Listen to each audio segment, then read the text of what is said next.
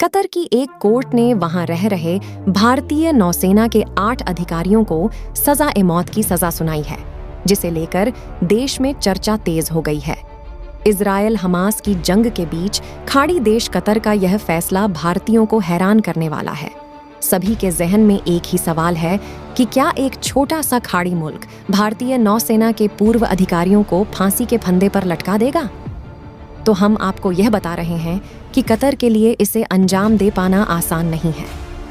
जी हाँ दोस्तों, जानेंगे पूरी खबर। लेकिन इससे पहले आपसे छोटी सी रिक्वेस्ट है कि वीडियो को पूर्ण जानकारी के लिए अंत तक जरूर देखें। और यदि आप चैनल पर नए आए हो तो चैनल को सब्सक्राइब करके बेल आइकन ऑन कर लीजिए, ताकि आने वाला प्रत्येक वीडियो आपको आसानी से प्राप्त हो जाए। आज दुनिया भर में एक ताकतवर मुल्क के तौर पर उभर चुके भारत के इन अधिकारियों को ऐसी सजा दे पाना कतर के लिए उतना आसान नहीं जितनी आसानी से सजा सुना दी गई है।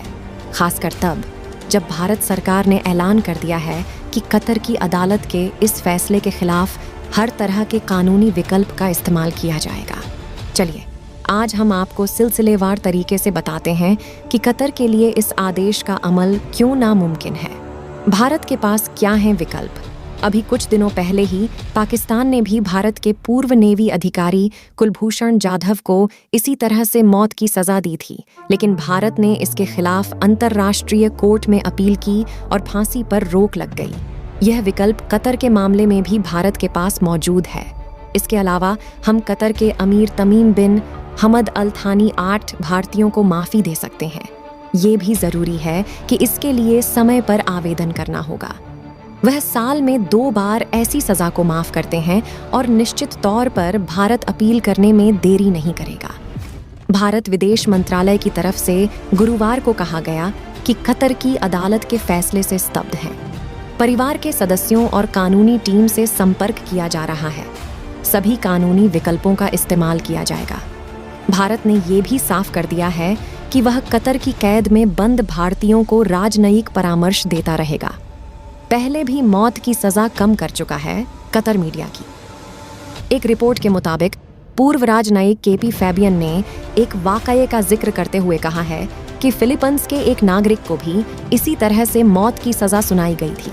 वह कतर जनरल पेट्रोलियम में काम करता था। आरोप था कि वायुसेना के 2 अन्य आरोपी उसे खुफिया जानकारी देते थे, जिसे वह फिलीपींस तक पहुंचाता था। मामला राष्ट्रीय सुरक्षा से जुड़ा था, इसलिए फिलीपींस के नागरिक को मौत की सजा सुनाई गई थी। लेकिन इस मामले में अपील की गई और कोर्ट ने सजा कम करके आजीवन कारावास में बदल दिया था। वायुसेना के 2 अन्य आरोपियों को भी 25 साल की सजा घटाकर 15 साल कर दी गई। फैबियन कहते हैं कि वहाँ के कानूनों में इस तरह की सजा और बाद में माफ करने का रिवाज रहा है। इसके अलावा भारत से कूटनीतिक रिश्ते भी खास हैं। इस वजह से कतर के लिए 8 भारतीयों को फांसी के फंदे पर लटका देना आसान नहीं होगा। इन्हें मिली है सजा कतर ने। जिन लोगों को सजा सुनाई है वे हैं captain Navtej Singh Gill, captain Saurabh Vashishtha, commander Purnendu Tiwari, captain Virendra Kumar Verma, commander Sugunakar Pakala, commander Sanjeev Gupta, commander Amit Nagpal और नाविक रागेश। इन्हें कतर की खुफिया एजेंसी ने गिरफ्तार किया था। इन भारतीयों ने नौसेना में लगभग 20 साल तक काम किया। नेवी में ट्रेनर से लेकर अन्य महत्वपूर्ण पदों पर इन लोगों ने काम किया है। विदेश मंत्रालय इनके परिवार के संपर्क में है और साफ कर चुका है कि उन्हें भारत की ओर से हर तरह की कानूनी सहायता दी जाएगी। वे कतर में क्या कर रहे थे? सभी 8 भारतीय एक निजी फर्म दाहरा ग्लोबल टेक्नोलॉजीज और कंसल्टेंसी सर्विसेज के लिए काम करते थे, जो कतर के सशस्त्र बलों के लिए प्रशिक्षण और अन्य सेवाएं प्रदान करती हैं। कंपनी का स्वामित्व रॉयल ओमान वायु सेना के सेवानिवृत्त स्क्वाड्रन लीडर खामिस अल अज़मी के पास है। अज़मी को भी पिछले साल भारतीयों के साथ गिरफ्तार किया गया था, लेकिन नवंबर 2022 में रिहा कर दिया गया।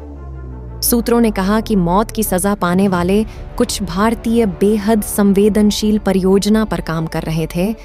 गुप्त विशेषताओं वाली इतालवी प्रौद्योगिकी आधारित छोटी पनडुब्बियां। मई में अल दाहरा ग्लोबल ने दोहा में अपना परिचालन बंद कर दिया और वहां काम करने वाले सभी लोग मुख्य रूप से भारतीय घर लौट आए हैं। भारतीयों को क्यों किया गया गिरफ्तार? पूर्व भारतीय नौसेना कर्मियों को कतर की खुफिया एजेंसी ने 30 अगस्त 2022 को गिरफ्तार किया था।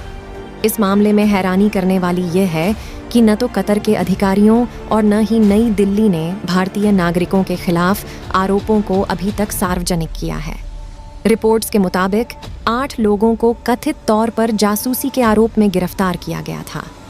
25 मार्च को 8 भारतीयों के खिलाफ आरोप दायर किए गए थे और उन पर कतर कानून के तहत मुकदमा चलाया गया था।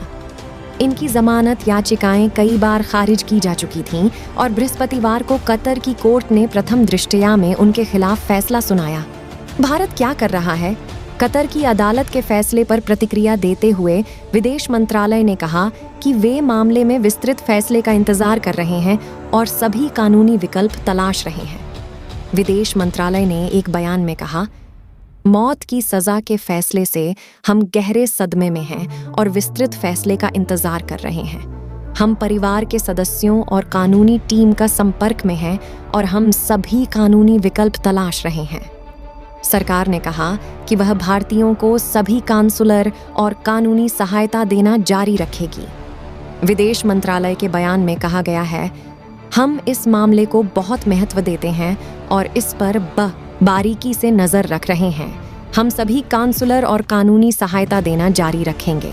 हम फैसले को कतर के अधिकारियों के समक्ष भी उठाएंगे और उन सभी सैनिकों को सजा नहीं होने देंगे। दोस्तों, यदि आप एक सच्चे देशवासी हैं तो चैनल को सब्सक्राइब करें, वीडियो को लाइक और शेयर जरूर करें।